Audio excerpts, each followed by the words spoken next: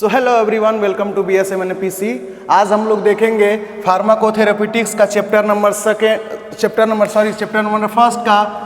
Part second. ये chapter number first का part second का वीडियो अपलोड हो रहा है। डी फार्मेसी सेकेंड ईयर का हमारा सिलेबस चल रहा है, जिसमें हम लोग पहले ही कंप्लीट कर चुके हैं। क्या क्या था उसमें, फार्माकोथेरेपिटिक्स का क्या होते हैं, क्या इसके डिफिनीसन होते हैं, इसके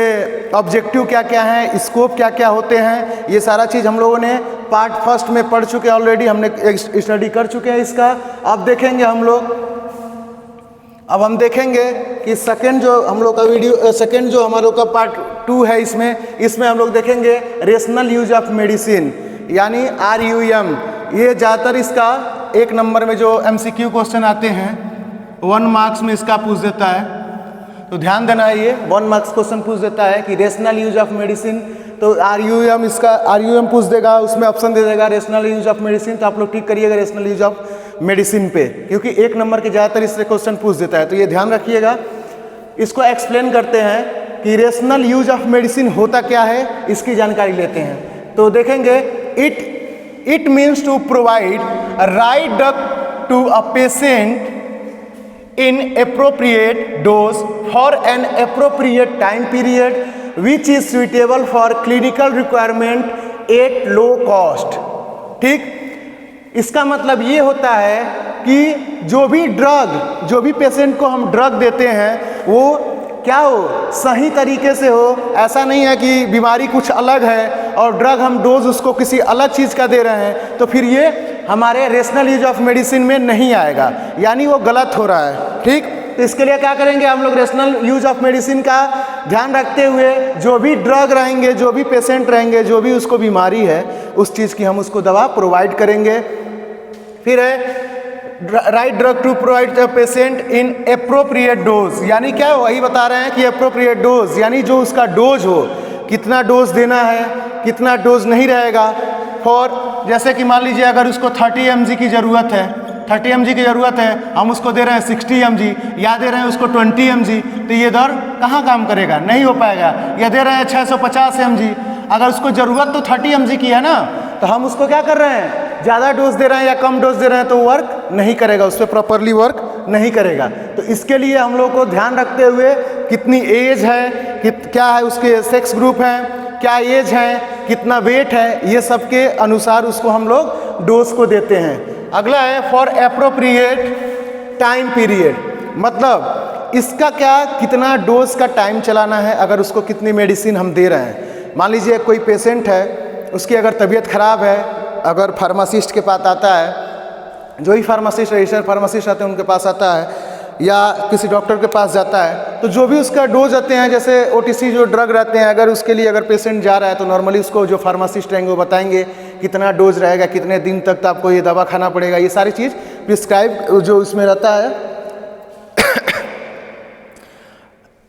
जो डॉक्टर प्रिस्क्राइब किए रहते हैं, उस चीज़ को, सारा चीज़ को फार्मासिस्ट अच्छे से समझाते हैं। तो ये सारे चीज़ समझाने होते हैं कि कितने देर तक, कितने दिनों तक आपका ये दवा चलेगा, क्या क्या डोज रहेंगे, कितने टाइम के बाद इसको खाना है। तो इसमें फिर से दिया है which is suitable for clinical requirement,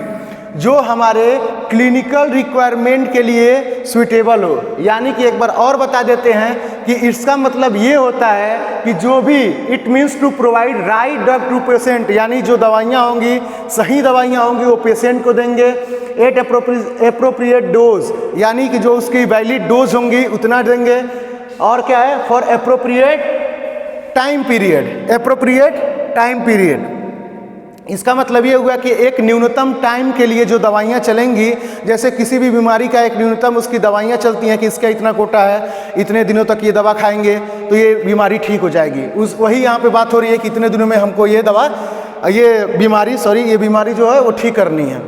which is suitable for clinical requirement, जो सूटेबल है, जो हमारे क्लिनिकल रिक्वायरमेंट के लिए सूटेबल है, एट लो कॉस्ट, यानी हम कोशिश करेंगे कि जो भी पेशेंट हैं हमारे, वो जो भी दवा ले रहे हैं उनको प्रोवाइड, जो हम दवा करा रहे हैं, जो भी मेडिसिन ड्रग जो भी हम प्रोवाइड करा रहे हैं, वो हमारा क्या हो, लो कॉस्ट में मिले। यानी बहुत जैसे ऐसा देखा जाता है कि कुछ MR आते हैं, अलग अलग कंपनियों के MR आएंगे, आपको बोलेंगे कि हम 50% का डील दे रहे हैं, कोई बोलेगा 80% का डील दे रहे हैं। तो इन सब चीज़ों में ना पढ़ करके आप वो मेडिसिन दीजिए जो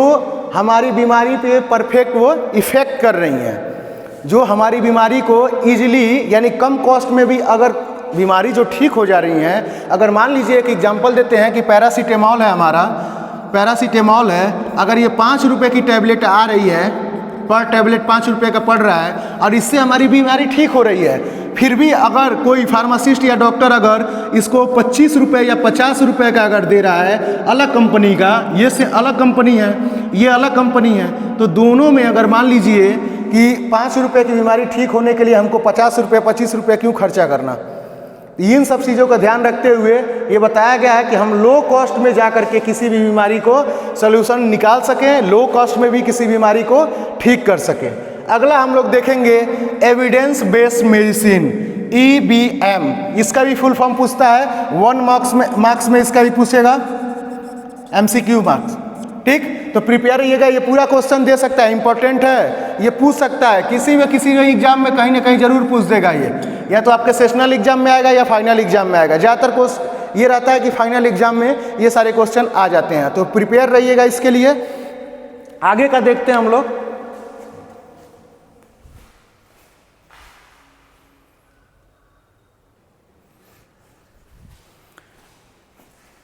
नेक्स्ट वन देखेंगे कि एविडेंस बेस्ड मेडिसिन EBM, जो कि 1 मार्क्स में पूछता है, ये भी क्वेश्चन ध्यान रखिएगा। इसमें हम लोग देखते हैं कि research for treatment with the help of epidemiology, engineering technique and risk benefit analysis. इसका मतलब ये होता है कि जो भी हमारे नए रिसर्च होते हैं, जो भी मरीजों की जो मेडिसिन होती हैं, किसी बीमारी पर जो रिसर्च होता है, वो जो न्यू टेक्निक है, जो न्यू मेडिसिन है, जो कि कोई ऐसी मेडिसिन, बहुत सारी रिसर्च होते हैं, बहुत सारे मार्केट में मेडिसिन आती हैं, नई नई मेडिसिन आती हैं, कुछ मेडिसिन रहती हैं जिनको बैन कर दिया जाता है। जैसे कि एग्जांपल में बता रहे हैं कि मान लीजिए कोई नया मेडिसिन बना, एक न्यू मेडिसिन का फॉर्मेशन हुआ, मेडिसिन बनाई गई किसी भी बीमारी के लिए, एनी डिजीज़, किसी भी डिजीज़ के लिए अगर कोई नया मेडिसिन बना, कुछ दिन लोगों ने खाया उसको, नॉर्मली बीमारी तो ठीक हो गई, लेकिन इसको बाद में पता चला कि इसके साइड इफ़ेक्ट कुछ गलत हैं।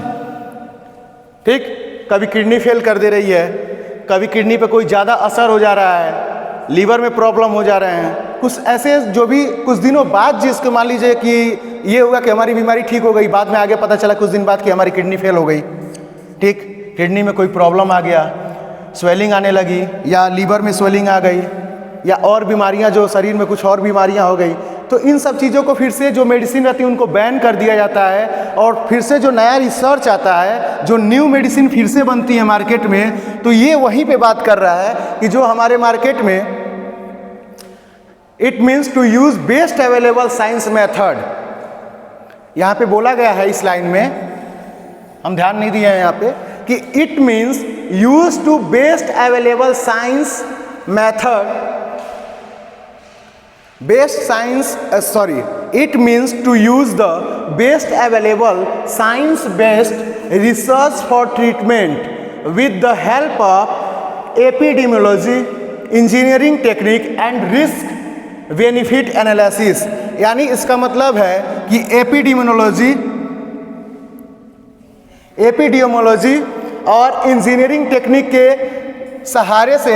हम लोग एक ऐसी मेडिसिन को, ऐसा जो भी मेडिसिन, नई मेडिसिन जो लॉन्च होती हैं, जो नई मेडिसिन बनती हैं, उसके सहारे हम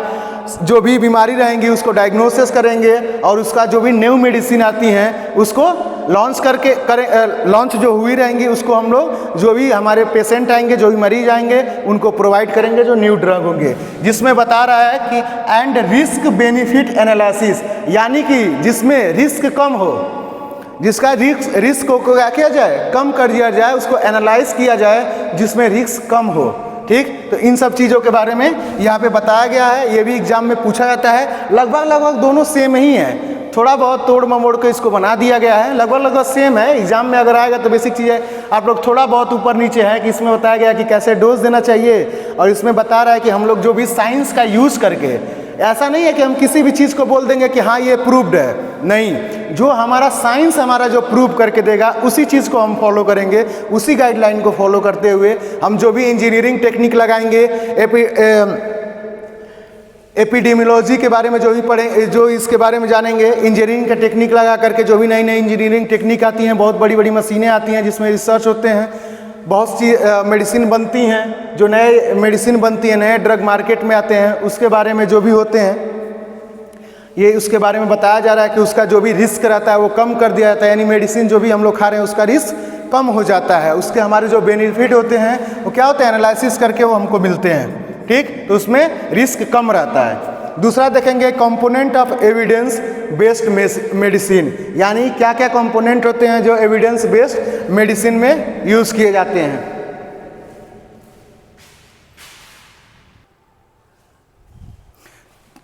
तो इसमें पहला देखेंगे बेस्ट अवेलेबल एविडेंस, यानी जो भी रिसर्च हमारे हो रहे हैं, जो भी एविडेंस हमारे आ रहे हैं, यानी जो भी हमारी रिसर्च हो रहे हैं उसके क्या एविडेंस है, क्या साक्षात्कार हैं उसमें, कैसे कैसे उसमें रिसर्च हुए हैं, इसके जो भी बेस्ट अवेलेबल हमारे एविडेंस होंगे इसमें दिखाना पड़ता है। दूसरा हो गया कि आपको क्लिनिकल नॉलेज एंड स्किल होनी चाहिए, जैसे कि मान लीजिए क्लिनिकल नॉलेज यानी आपने पढ़ाई तो की,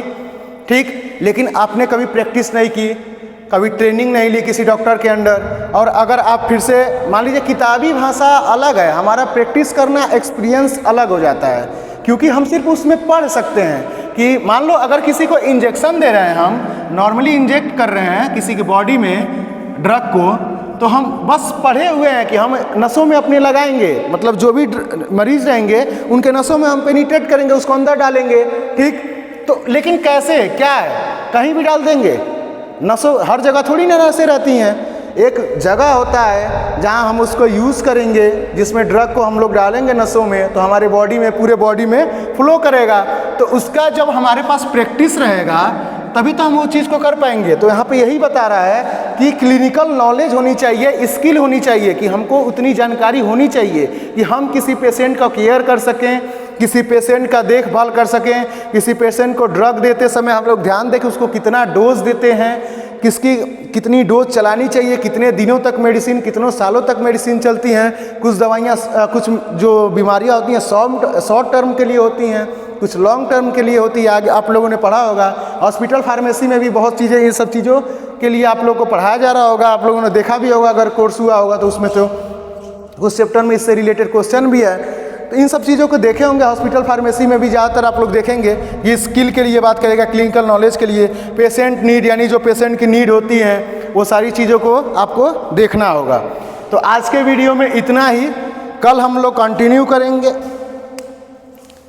करेंगे फिर से, ठीक, तो आज के वीडियो में इतना ही, कल हम फिर से कंटिन्यू करेंगे। अगर आप चाहो तो इसका स्क्रीनशॉट लेकर के नोट्स को बना सकते हो,